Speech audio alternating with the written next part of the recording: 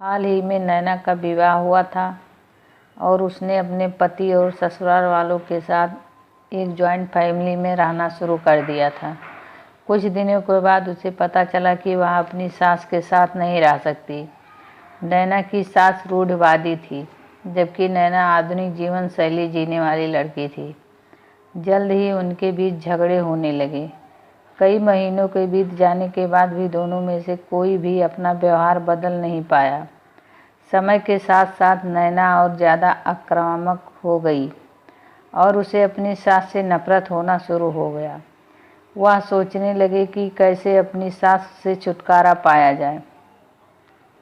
एक बार हमेशा की तरह जब उसने अपनी सास से झगड़ा किया और उसके पति ने अपनी माँ का साइड लिया, तब नैना गुस्सा हो गई और अपने मायके चली गई। नैना के पिता एक केमिस्ट थे। उसने अपने पिता को पूरी बात बताई। उसने अपने पिता से कहा कि उसे कुछ जहर दे दे ताकि वह अपनी सास के खाने में मिलाकर उससे छुटकारा पा सके, नहीं तो वह अपने पति के घर वापस नहीं जाएगी। नैना के पिता को यह सब जानकर काफ़ी दुख हुआ और उन्होंने अपनी बेटी से कहा, अगर तुम अपनी सास को जहर देती हो तो तुम और मैं दोनों जेल जाएंगे।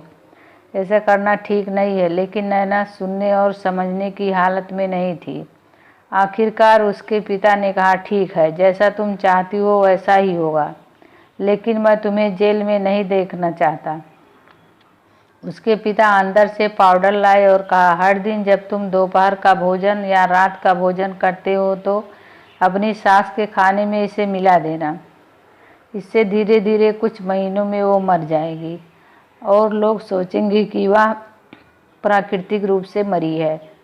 उन्होंने यह भी कहा, क्योंकि किसी को भी तुम पर शक नहीं होना चाहिए, इसलिए आज से तुम अपनी सास के साथ नहीं लड़ोगी, बल्कि तुम उनकी देखभाल करोगी। भले ही वो कुछ भी कहे, तुम गुस्से से बात नहीं करोगी और हमेशा शांत रहोगी।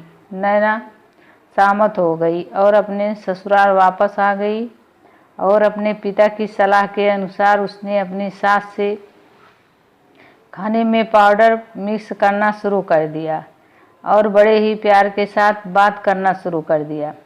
समय बीतने के साथ साथ नैना की सास का नेचर भी बदलना शुरू हो गया, क्योंकि नैना अब अपनी सास की बहुत देखभाल करने लगी थी। इसलिए उसकी सास भी उसके प्रति विनम्र होने लगी और प्यार से बात करने लगी। 5 महीने बीत गए और नैना खाने में पाउडर मिक्स कर रही थी, लेकिन अब घर का वातावरण बदल गया। कोई झगड़े नहीं थे, दोनों एक दूसरे की तारीफ करते। अब ऐसा लगता था मानो दोनों का रिश्ता माँ और बेटी का रिश्ता हो। अब नैना को चिंता होने लगी कि पाउडर की वजह से उसकी सास जल्द ही मर सकती है।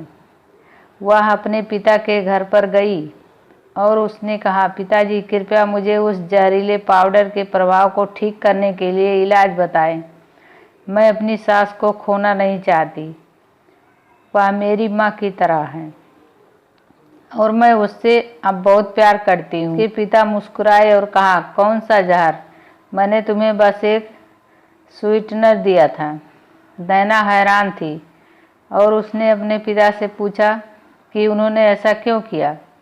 पिता ने कहा, बेटा, अगर तुम किसी दूसरे इंसान से प्यार चाहते हो तो तुम्हें भी उसे प्यार देना होगा।